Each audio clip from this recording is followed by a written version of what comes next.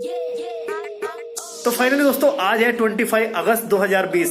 मैं आज जा रहा हूँ शोरूम, एक बाइक लेके आएंगे, तो चलिए चलते हैं। तो फाइनली दोस्तों आज वो दिन आ चुका है कि हम जो शोरूम की तरफ जा रहे हैं। बहुत ज्यादा खुश हो रहा था, रोड क्रॉस कर रहा था। रोड क्रॉस करने के बाद में थोड़ा एक्साइटेड था। जब मैं आगे की तरफ जा रहा था, मेरे साथ मिस्टर मोटिवेशनल किंग मेरे साथ है, यानी कि शिवम भाई।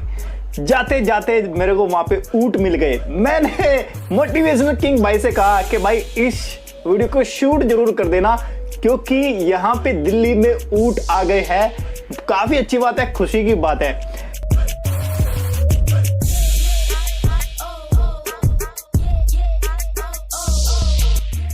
कुछ ही देर आगे चला, जैसे ही देखा तो शोरूम हमारे सामने था और मोटिवेशनल किंग भाई भी हमारे साथ थे।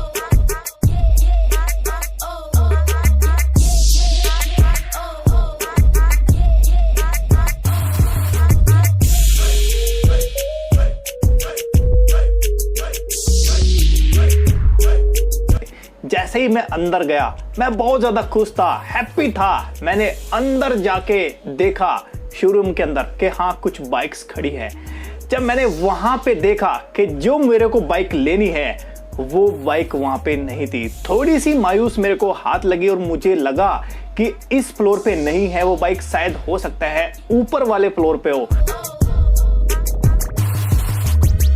मैं एक्साइटेड था। मेरा छोटा ब्रदर मेरे जो विलेज से आया था वो भी ज्यादा खुश था, मेरी वाइफ खुश थी, बच्चे खुश थे, सारे झूम रहे थे, एक दूसरे की तरफ भी देख रहे थे और गाड़ी को भी देख रहे थे। चमचमाती गाड़ी वहां पे खड़ी थी और मोटिवेशनल किंग भाई भी बहुत ज्यादा खुश थे।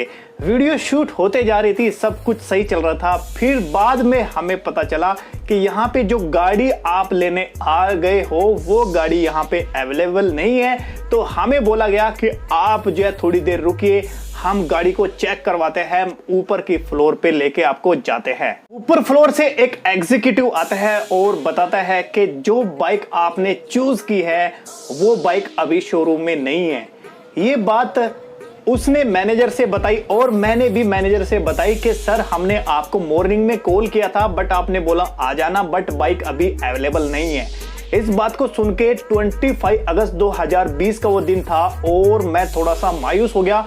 मैंने जो डेट डिसाइड की थी वो किसी लॉजिक पे की थी और उस टाइम मंगलवार का दिन था, यानी कि ट्यूसडे का दिन था, बट वहां पे शोरूम में वो बाइक अवेलेबल नहीं थी। मैनेजर ने मेरे को आराम से बताया कि यहाँ पे वो अवेलेबल नहीं है, हम आपसे माफी चाहते हैं। अगर आपको रेड मतलब ऑरेंज कलर में और यही बाइक आपको चाहिए तो आपको अभी नहीं, कम से कम 10-15 दिन लगेंगे। ये बात सुन के मेरे को और ज्यादा अफसोस हुआ। मैंने कहा कि आप अपने शोरूम के आसपास जितने भी शोरूम हैं उनसे बात कर लीजिए, भले ही पेमेंट आपको ज्यादा करना पड़ जाए, बट मैं करूंगा, बट मेरे को बाइक आज ही चाहिए। उन्होंने अपने सारे फोन खड़का दिए, बट कोई भी बाइक उस टाइम कहीं पे भी अवेलेबल नहीं मिली।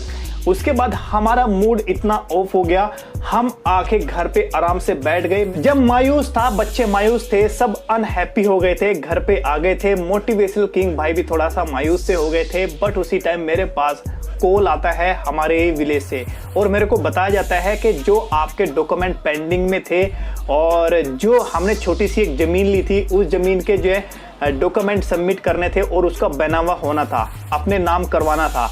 तो ऐसे में कुछ वहां पे पैसे भी जमा करने थे। तो ऐसे में मेरे को बोला गया कि भाई ये जो काम है वो बिल्कुल कंप्लीट हो गया है, आप इतने पैसे ट्रांसफर कर दो।